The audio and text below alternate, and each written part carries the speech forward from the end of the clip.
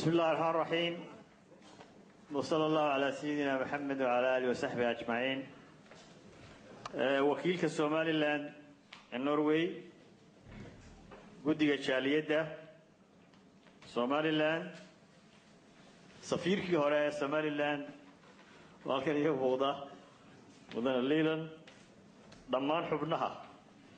جالية سومالي لاند وضياشة hooyooyinka dhalinyarada iyo dhammaan xubnahaba waxaan ku salaamayaa salaanta islaamka. Assalaamu alaykum wa rahmatullahi wa barakatuh. waxaan mahadnalaan u soo jeedinayaa guddiga qabanqaabada ee hawsha inoo soo qabanqaabisay iyo dhammaan xubnaha jaaliyadda. waxaan leeyahay aad u mahadsantihiin. jaaliyadda Somaliland النرويج waxay leedahay taariikh fac weyn oo ka bilaabanta waqtigii halganka iyo taariikhda Somaliland cusubna waxay ku leedahay runtii qiimo weyn. waxay tahay jaaliyad midaysan oo intii aan jaaliyadaha Yurub joogay aan marna farxad yeelan. marka taana ku mahadsantihiin. midnimada ayaa laga yaabaa in jaaliyaduna ku noqoto Somalilandna wax ugu goysaan haddii la yiraahdo. marka kulli waxaan kula dardaarmayaa markasta inaynu xoojino midnimada jaaliyadda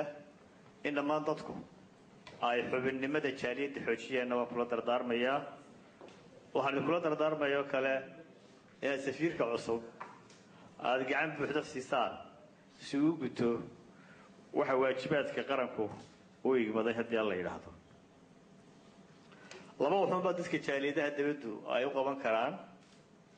mid waxa weeye inay qayb horumarka ka qaataan Somaliland haday tahay maalgashi haday tahay dawladda la joogtaan oo kaalmada horumarinta ay bixiyaan wuxuu ka soo goysaan Somaliland iyo inaad qayb ka qaadataan halganka dheer idinka walba ka qayb qaadan jiray ee loogu jiro ictiraafadinta Somaliland. waayo cod weyn baa ku leedihiin. waxaa halkan ku joogtaan dad badan oo jaaliyada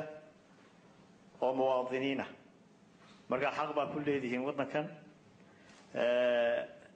axsaabta ku jirtaan wax badan baa qaban kartaan. laakiin marka codkiina midaysaan xoogiina midaysaan waxaan qabaa inaad wax badan la qaban kartaan waddankiina hooyo. Somaliland guud ahaan wararkeedu imaka si joogtaaba u heshaan oo waxay noo fududeynaya technology-ga casriga ah oo daqiiqada wixii ka dhacay waddanka ee waraha waxa laga yaabaa inaad halkan soo gaadho markiiba. laakiin si guud baan uga warrami doonaa waddankii hooyo haddii la yiraahdo. Somaliland marka la eego mandiqada ay ku taalo geographically waa geeska Afrika waxaana lagu tiriyaa inay tahay meelaha ugu xasilooni darar badan dunida. laakiin Somaliland guud ahaan way fiicnayd nabadeedu. waxa laga yaabaa mararka qaarkood dhacdooyin dhacay ama argagax ka dhacaan ama hargeysa ka dhacaan ama gebiya ka dhacaan inay dib baqdin geliyaan. waa laga yaabaa mararka qaarkood dhacdooyinkaasi dunida dhow ka dhacaan. waddanka Norway oo ka warqabtaan ammaankiisa way dhacaan mararka qaarkood in dil ka dhaco in nabadgelyada ka dhacdo. laakiin inagoo faanaynin waxay Somaliland runtii ku guuleysatay dhibaatooyinka dhaca meel kasta ka dhacaane in xukuumadda iyo shacbiguba ay u maareeyaan dhibaatooyinkaas ama dhacdooyinkaas si nabad ah oo ay labaduba ka qayb qaataan xukuumadda iyo shacbiguba. intaynu ognahayna waa lagu wada guuleystay dhammaantood in la maareeyo. Somaliland waxay ka mid tahay ama lagu tiriyaa inay tahay dalalka ugu ammaanka badan dunida. marka guud ahaan dhacdooyinka kulli ama maqasheen ka sokow laakiin xasiloonida iyo nabadda guud ee waddanku waxay ahayd mid fiican sidee walba ahaan jirtay. haddii aan kelimad ka yiraahdo somaliland hadda waxaa loo diyaar garoobaya doorasho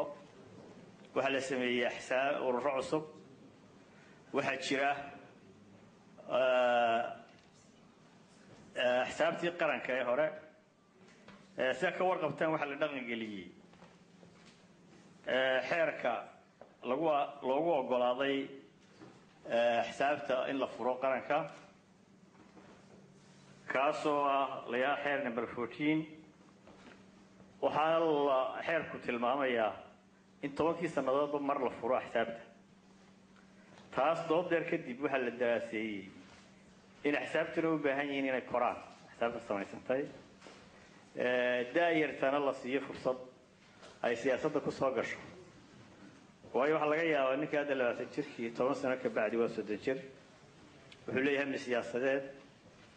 wuxuu doonayaa inuu wasiir noqdo wuxuu doonayaa inuu madaxweyne noqdo marka dhalinyarada iyo dadka kale muwaadiniinta ah in fursad la siiyo 10 sano mar waxaa ka warhaynaa in la sameeyey commissionka diiwaangelinta ururada waxaa la diiwaangeliyey 15 urur waxaana laga doonayay inay shuruudo buuxiyaan waana la tartansiiyey tartankaa waxaa ka soo hadhay 6 urur waxaana jiray 3 xisbi qaran hore 9kaasi waxay ka qayb qaadanayaan doorashada golayaasha deegaanka somaliland doorashooyin hore soo gashay oo doorasho kuma cusba doorashooyinkii hore waxay somaliland ku heshay magac wanaagsan waxay maanta somaliland ay arag u tahay nidaamka doorashooyinka loo qaalo guddiga doorashooyinka qaranku runtii maamuus wanaagsan bay ku leeyihiin qaaradda oo dhan hadda oo dalal badan oo 6 sano dawladnimo haystay ayay hadda mararka qaarkood markay doorasho ka dhacayso loo diraa si ay waay aragnimada somaliland ugu gudbiyaan waxaan rajaynaynaa tartankaas ka dhaxeeya ururada iyo axsaabtu oo la filayo inuu dhaco intaan sanadkani dhammaanin inuu ku dhaco sidii awalba inoogu dhici jiray nabadgelyo iyo waxaana ugu dambeynta si dastuurku tilmaamaya soo hadhi doona 3 xisbi qaran oo keliya ama ha noqdaan ururadii hore u jiray ama ha noqdaan ururada cusub shacbiga somaliland iyo dadka jaaliyadaha somaliland qurbuhuba waxay xaq u leeyihiin inay kay doonaan galaan 9kaas oo ay taageeradooda siiyaan waxaana qabaa ka gashaanba inaad kobcinaysaan dimuqraadiyadda somaliland inkastoo anagu jecel lahay inaad waddan soo wada gashaan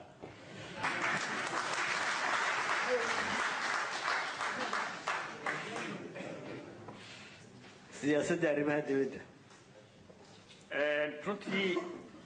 siyaasadda arrimaha dibaddu waxay u adeegtaa go-aanka shacbiga siyaasadda arrimaha dibaddu waxay u adeegaysaa go-aanka shacbiga ee la gaadhay 18 May 1991 waxay u adeegaysaa siyaasadda go-aankii shacbigu ku taageeray aftidii dastuurka iyo gooni-sutaagga madax bannaanida somaliland oo aad ka warqabtaan in 97% ay doorteen in somaliland gooni-isu taagto iyo in dastuurka somaliland la ansixiyo somaliland mudday ku soo jirtay halgan xukuumado badan baa somaliland soo maray oo xukuumaddii afraad ee hadda intuba waxaan qabaa inay dadaalayeen laakiin duruufo badan oo ka hor imanayay oo mujtamaca caalamku aanu diyaar u ahayn inuu somaliland la aqoonsado ayaa mar kasta ka hor imanayay waxaynu isku haynay muddo dheer in Soomaaliya la hadallo inaan la hadlin markay timaado arrinta ictiraafka dhammaan dawladuhu waxay nagu riixaan Afrika dhowr iyo 10 sanadii ugu dambeeyay Norway ku soo noqonaynay markasta ilaa halka ugu sarreysa markaad tagto qadiyada Soomaaliland waxa lagu riixaa inay tahay qadiyada Afrikaan caalamku dawladuhu waxay ku taliyeen shirkii London inuu ka qayb galo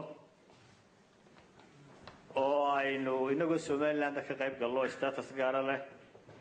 arrintaas aad baa looga dooday markii dambe talo qaran baa laga yeeshay waxaana golayaashu isku wada raaceen in shirkaas laga qayb galo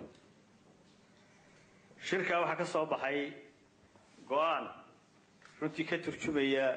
inaynu nahay Soomaaliya Somaliland laba entity oo kala jaada waxaanay ku taliyeen inaynu wada hadalno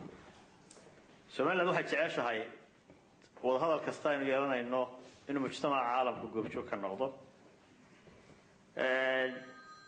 markaas mararka qaarkood waxa laga yaabaa in saxaafaddu iyo website-isku iyo dadka deefaalooyinka qoraa ay mararka qaarkood yiraahdaan madax xamar baa lagu socdaa laakiin arrintaasi ciidina xamar ma geyn karto ummadda ciidina kama hor iman karto go'aanka shacbiga laakiin waxaan doonaynaa in la dhereendhiriyo uun sidii aynu gaari lahayn اعترافك aynu muddada dheer sugaynay siyaasad kastoo aynu qaadanaana waa inay u adeegaysaa go'aanka shacbiga oo ah inaan marna gurgurta geli karin go'aan istaagga Somaliland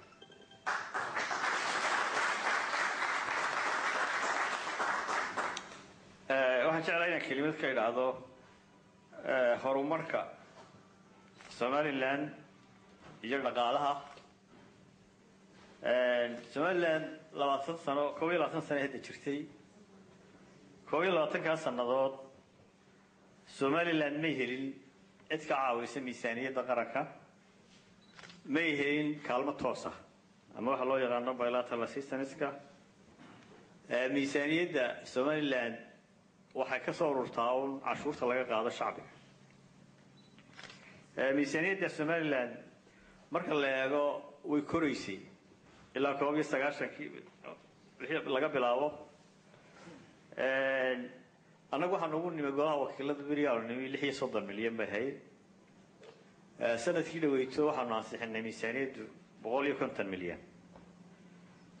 waxa laga yaabaa marka deetaan la eego inta kortay 6 sanadood inay tahay 5 jeer laakiin qaran dhan oo 4 milyan oo ciidankiisa leh booliiskiisa leh civil service-kiisa leh oo baahiyihiisa kala duwan leh oo caafimaad u baahan waxbarasho u baahan oo wado u baahan laguma maamuli karo intaas waxaa laga yaabaa iskuul Norway ku yaala miisaaniyadiisu inay intaa tahay haddana qaranku taasunbuu ku dhisan yahay oo ku socdaa inta Somaliland jirtayna kaalmo toosa oo la siiyay jirin laakiin sanadkan laba dawladood baa ku dhawaaqay inkastoo Norway markii ugu horeysay dawladdu noo sheegtay ahayd in la sameeyo sanduuq Somaliland leedahay haddana laba dawladood baa ilaa hadda ku dhawaaqay sanduuqa inay ku ridayaan mid waa Ingiriiska oo shirkii February kaga dhawaaqay inuu 130 milyan oo gini oo bixin doono 3 sanadood gudahood oo lagu talagalay horumarka iyo Denmark waana hadda hubin tirada ay bixisay labada wadanba waxay xafiisyo ka furan doonaan Somaliland waxaana mashaariicda horumarinta laga maalgelin doonaa iyadoo la eegayo mudnaanta Somaliland ay samaysatay wasaaradda qorsheyntu waxay samaysay 5-year plan iyo mid ka badan oo 2030 la yiraahdo runtii dadaal badan bay samaysay wasaaradda qorsheyntu oo aan hubo inay tahay waxyaabaha soo jiitay dadka wax bixiya ama deeqaha bixiya waxaynu u baahannahay inaynu wadamo badan oo Somaliland jecel inay wax gashadaan baa jira oo ay Norway ka mid tahay jaaliyaduna gacan weyn bay ka geysan kartaa inay wadanka Norway ay